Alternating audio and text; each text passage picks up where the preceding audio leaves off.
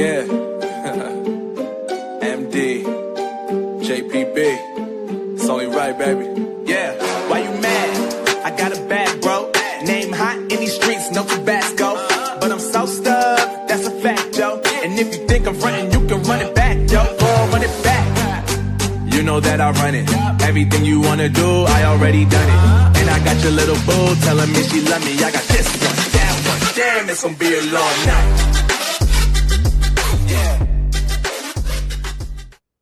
Hello guys, what is up? It is me, Prince of What Ifs, and I'm back here with another video. Today I'll be doing What If Naofumi had the Sharingan Part 6. This has been a long time coming, sorry I didn't post it again. Other series to worry about. Also, now that I'm canceling a few series, I figured, you know what, it's time for me to finally do the What If I have been waiting to do, which is what if Naruto was Arthur, aka Arthur Lewin from the beginning after the end. I love that manhwa, and I just want to see how it would play out if I actually made a series like that. So I'm gonna try it.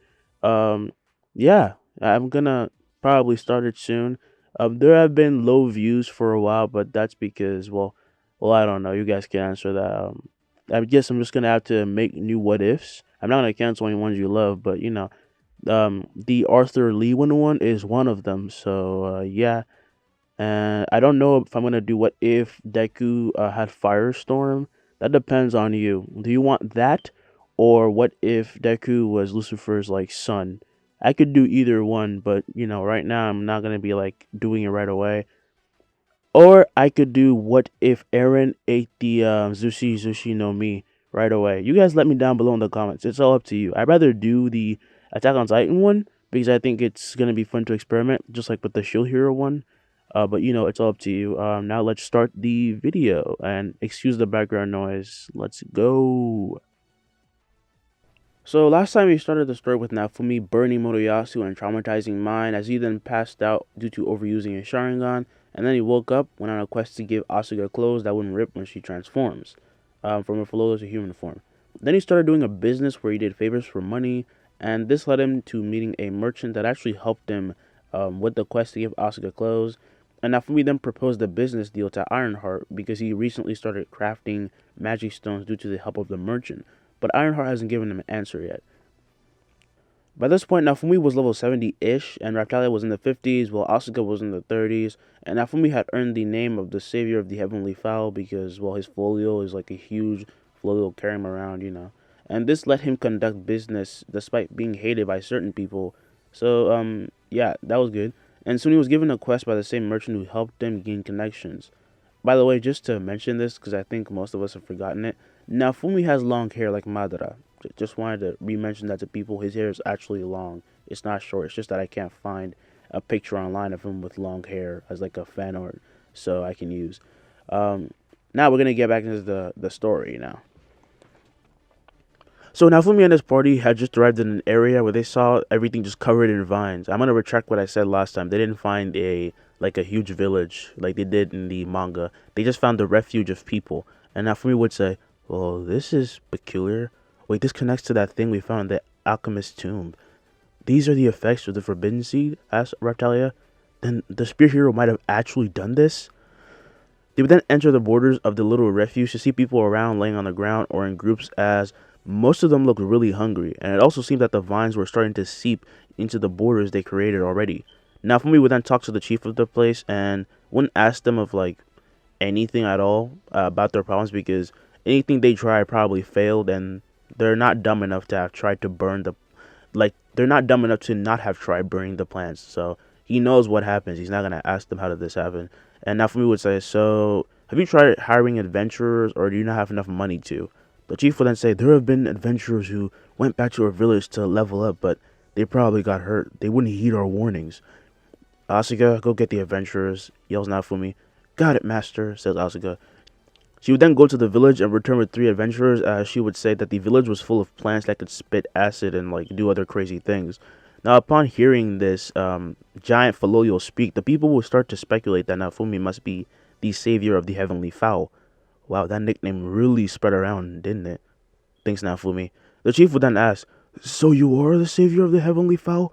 Is there any chance you could help us?" "Sorry, but although I want to help you, you wouldn't want my help," says Naofumi. The chief would then say, please help, we have a lot of sick people here. Yes, sick people? Asked Raftalia. The chief would then lead them to a tent where they saw people infected by the vines, and they were sprouting vines from their heads and their legs and their arms. It was crazy. And the chief would then once again just plead for their help. And Naofumi would give in as he would heal everyone in the tent. However, he did not want to stick around, so as soon as he healed the people with this potion, he dipped, bruh. You sure you don't want to stick around and help these people? Asked Raftalia. Naofumi would then say, hell no. That idiot Moriyasu probably did this. He should clean up his own mess. We are leaving. Now, as he said this, Raftalia would turn back saying, yeah, that might be a little hard. Naofumi would then turn around to see the chief and two other men bowing to him as they sincerely asked for his help again. Sometimes I really hate this world, you know, says Naofumi. Raftalia would then slightly chuckle as Naofumi asked for the three men, like, more info on what happened. You know, I'm gonna help you now. So they would tell him how everything happened. However, he already suspected everything that they just told to him before he even came to the village. So he would stop them in the middle of the story and say, so despite knowing about the legend of the seed, you still listened to him? Why? Because he was a hero? If you didn't know Moriyasu, yeah, he's talking about Moriyasu. One of the men would then say that he had a very scary aura as well. We did trust him after a while, but he went a little crazy when we told him that the sea might be dangerous. Asuka, who heard this, would say he probably hasn't recovered from his last fight with you. Naofumi would then sigh while thinking that he was so dumb to go on adventuring when he was this, like, mentally unstable, but he would take the job anyway, as long as they, like, paid him. Him and his party would then leave to the village by foot, and as they approached it, they would see a giant tree in the center. Naofumi would then deduct what they need to destroy the tree, and if they wanted to stop the vines, but as he was thinking this, they would be attacked by a plant shooting poison, and while it was attacking them, Naofumi would then jump back as Asuka just jumps at it and claws it to shred with her, like, wind magic. So it's safe to say that's the final boss, says Naofumi. He would then point at the tree as he would tell him to wait here. Wait, master, what are you going to do? Naofumi would then start walking forward as he says, I'm going to test the theory. He would keep walking towards the tree as Vine would try to grab him and just, like, you know, suffocate him, but he would spark with so much electricity that the vines would just fry to nothing. Weak, says Naofumi. He would then get closer and closer as the boss would swing just a giant, huge vine at him, but activating a Sharingan, he would see this coming in slow motion and just duck down. The vine would then go over his head as he would keep moving forward, pissing off the monster plant. Then he would get close to the roots and enhance a similar potion that he used to heal the villagers, and he would then pour all the potion on the roots of the monster, and it would start to weaken, crumble, and diminish in size. How did you know that was going to work? Asked Raftalia. Naofumi would then turn back confused. I didn't. I just told you I was testing a theory. Then what would you have done if that didn't work? Asked Raftalia. Well, I have you guys, don't I? I would have just figured out something soon anyway, says Naofumi. Now, hearing this, Raftalia would blush a little bit, seeing as, you know, he trusts them that much, and Asuka would start to tease her, and Naofumi would then laugh as they would go to pick up the fruits from the fallen tree so the villagers could, like, at least eat something. And while he was going to do something about it, obviously they can't just, like, well, actually, yeah, I think that's how it's in the anime. After they killed the monster, the fruit still stands, so they can eat that fruit. So they would do that. Now, while Raftalia and Asuka would be doing this, using his new plant modification shield, Naofumi would alter the seeds and give the new plant, like, to the villagers later. But as soon as the party arrives back at the village, they are thanked and, you know, they are praised, and they praise Naofumi as the shield hero. Oh, I guess you found out. Well, they don't seem to be freaked out, so that's good, thinks Naofumi. So Naofumi would then go to sleep, and the next day he would plant the seeds, and they would instantly grow to give birth to a pretty tasty-looking fruit. The villagers would have woken up to see this, and although hesitant at first, they would end up eating the fruit, and it was delicious. And this time Naofumi does not demand anything more as, no, they had given, like, a great gift already, the seeds that will come from the plants. He plans to, like, alter the seeds even more and sell them to the merchant that he knows. Besides, if he wants to ask them for help again, well, they can't really give anything more to him. So the villagers would, they would give him the seeds to the plant, and they would keep some of it for themselves to plant the seeds so they wouldn't die of famine. Now, Fumi would then tell them that he took care of the monster plants in their village, but they had to clean up everything on their own, like the withered vines and everything. Then the party would leave as they would go to sell the stuff to the merchant. And the merchant said that he had another job for them, and he did take the fruits. Then after finishing the delivery, Naofumi would find it awesome that this world has a hot spring, and he would go to the girls who would be playing near a little like hot spring, and they would be dipping their feet in it. And Naofumi would ask, "Say, you guys want to stay here? Maybe we can go to a hot spring." "Really, master?" asked Asuka. Naofumi would then say, "Yeah, we deserve a break. Besides, I want to have fun in this world, not overworking myself. What do you think, Raftalia?" She would then say that she definitely does want to go to the hot spring, so they would all stay at a like close end and relax and go to the hot spring. And now we're gonna cut to the next day when Raftalia would have gotten out of her bed to get milk for everyone. She would re-enter their room to see Naofumi laying on his bed while a shadow clone of his was brushing Asuka's hair. "Wow, those things are really convenient," says Raftalia. Naofumi would then wake up surprised. "Oh yeah, I mostly made that one because she wouldn't stop screaming in my ears and I was too tired to care." Raftalia would then hand him some milk and also give one to Asuka. And anyway, we're gonna time skip to the gang just getting back on their travels. I don't really think that that whole thing with Raftalia competing for Naofumi's attention would matter, since he already reaffirmed that Asuka is not more special than she is in his eyes. So they would be passing through a dark and foggy forest when they would see two travelers who seemed really hungry, an old man and a little boy. An old woman and a little boy. They would give them some food, and they would tell, and the travelers would tell them that if they value their lives, then they wouldn't continue down the path that they're going. "Why?" asked Raftalia. The old woman would then say that there is a village ahead plagued by disease, and even the village elder caught the disease. They used to live there, but they left for their own good. And despite hearing this, though, of course Naofumi and his party continue on and wonder what those two people were talking about.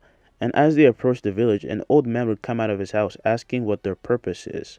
"I'm just a merchant who wants to sell some medicine," says Naofumi.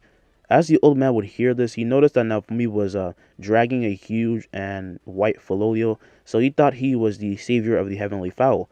The man would then run to the doctor at their doctor at the clinic and let him know, as Naofumi would then go to the clinic himself to hear more about the situation. Then he would proceed to give everyone a drink of his potions, and then he volunteered to solve the problem. Of course, the potions worked, because they always do in the anime. I mean, this dude is OP when it comes to healing people. So he's mostly doing this because he wants to level up, and maybe he'll end up fighting another monster, because that's what these type of quests usually lead to. And he would ask, "So what do you think is the cause of the problem?" The nurse would then say, "We believe that the cause of the disease lies on top of that mountain." She would then point at the window, and Naofumi would look outside it and see the mountain and say, "Well, that's ominous." Now, as he says this, outside the window, he would also see an old woman crying over what seems like her dead grandson. He would then turn back and look at Raftalia while saying, "Let's do this. But I'll be taking 30 silver as my compensation." So the party would then head to the mountain while wearing masks, and, well, except for Asuka because she's a monster. I don't think she'd be affected. And they went ahead, and ahead of them, they would see a bunch of monsters just blocking their path while they were in their carriage. "We don't have time for this." He would then stand up while on the cart, and he makes a hand sign while shooting water out of his mouth. The water would then take shape of a dragon, and the dragon would completely obliterate the monsters. "Wow, master, I didn't even know you could do that. Since when could you do that?" asked Asuka. "Since now. Now go."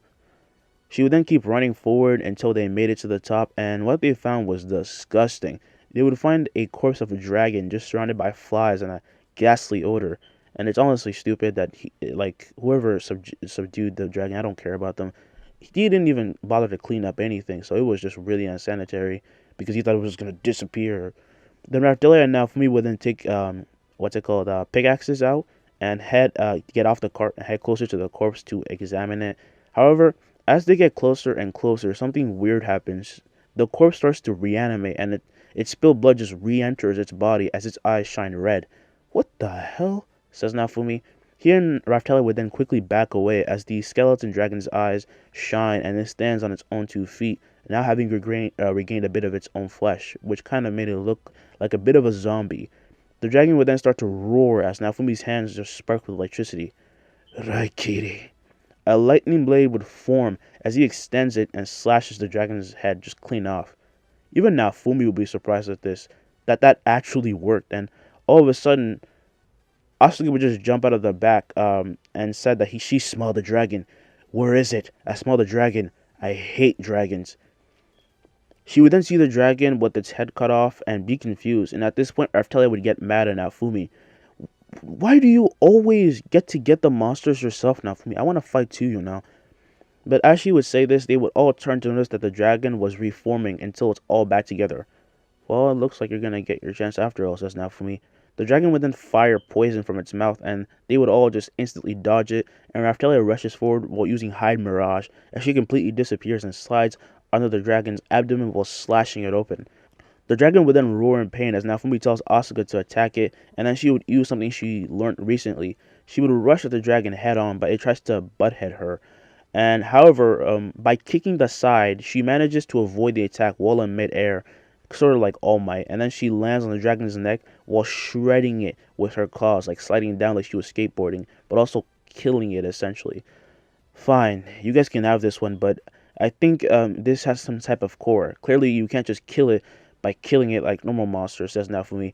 They would all then they would then take these words to heart as they would try to find the core, and Raftalia remembers something. When she slashed the abdomen of the dragon, she saw a purple something shining, and she thinks that's probably the core. She would then be stabbing the dragon in the back while Asuka is preparing to launch another attack, and she yells, "Asuka, aim for its stomach. I think that's where the core is." Asuka would then get an idea, and using her wind magic to the fullest, she strikes the dragon with enough force to make it fall on its back.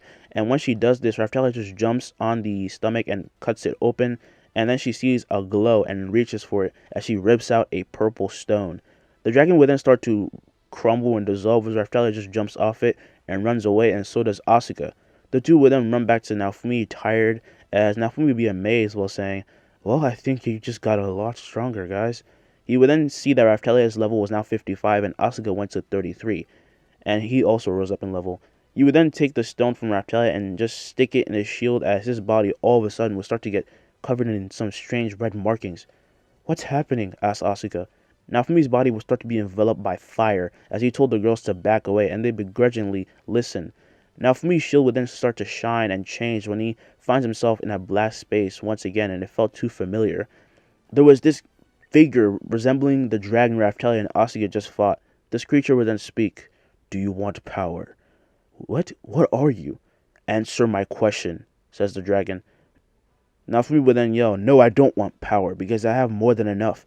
Don't think I haven't met people like you. You try to force things on others, but trust me, we are nothing alike."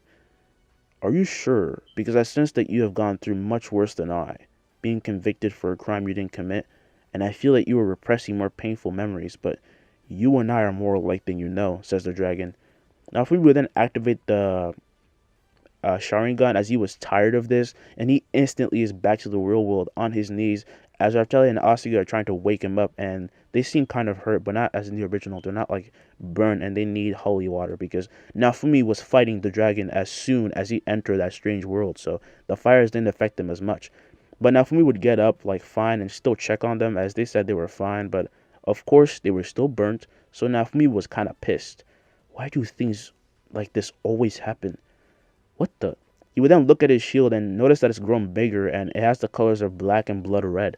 And there was also something that looks like a closed eye in the middle instead of a red orb this time. "Yeah, we saw it too. What happened to you?" asked Raftalia.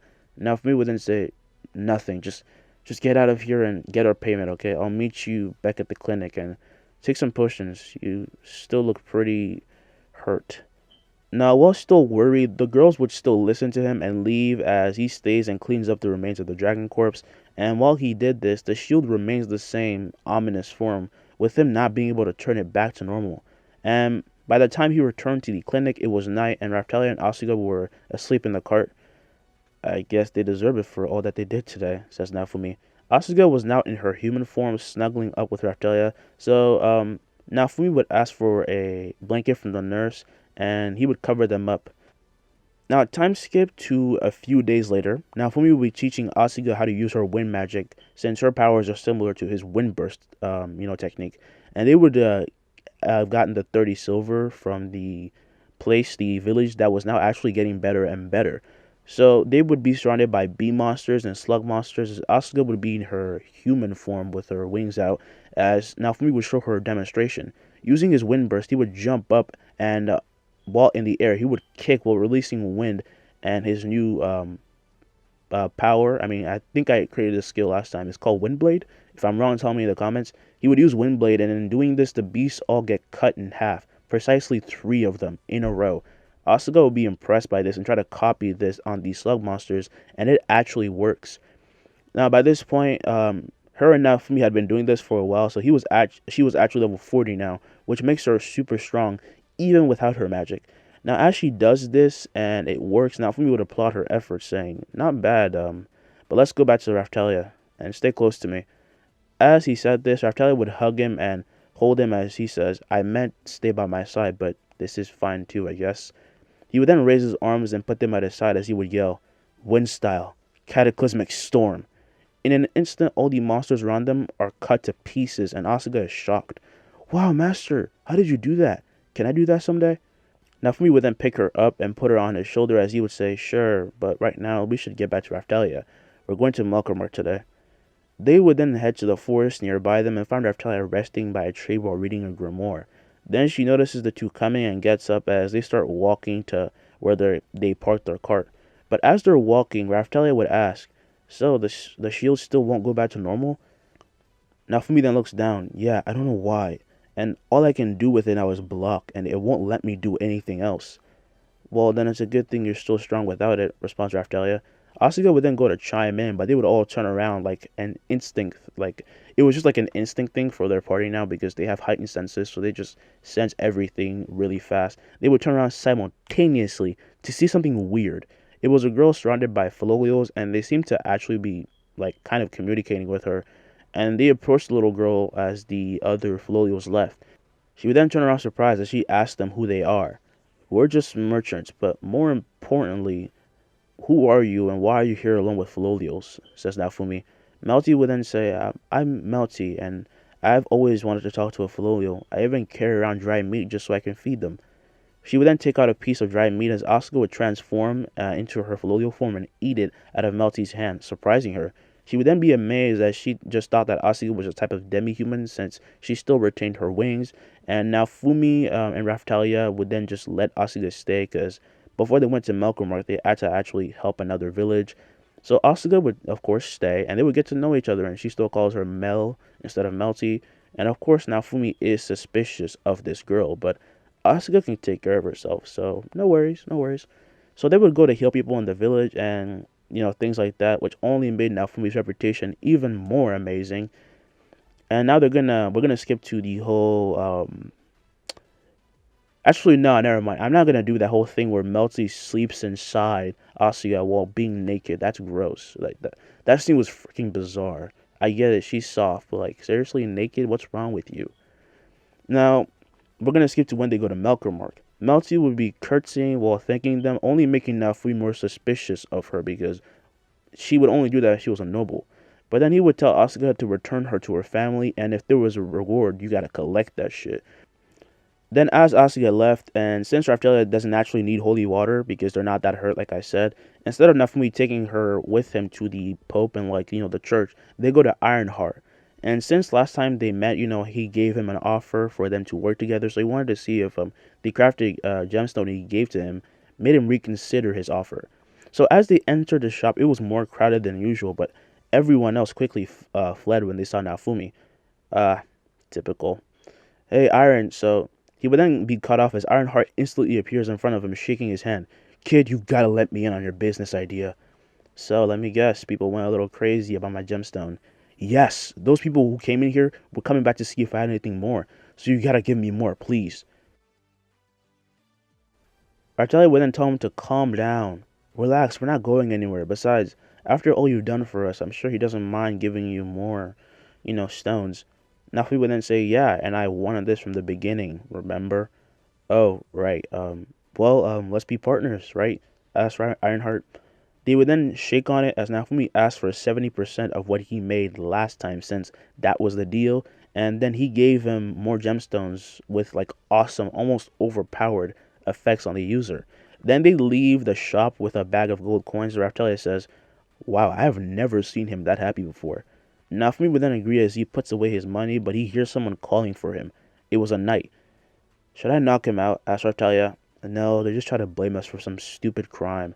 So the best thing to do now is run. The two would then instantly turn and move so fast that they disappeared from the night sight, almost looking like they were teleporting. Now, a few moments later, they would appear on a random street, and when Naofumi hears someone yelling his name once again, he would look up to see Moriyasu in the same weird, like, powerful form he was last time, and his burn marks were actually gone. Oh, please, says Naofumi.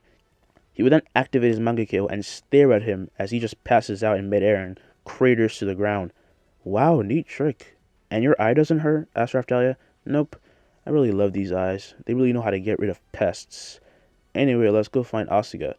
I don't think we'll have to, says Raftalia. They would then see Asuka and Melty approaching, and at this point, people were starting to be surprised and notice that Naofumi is the shield hero and the guards just surround him.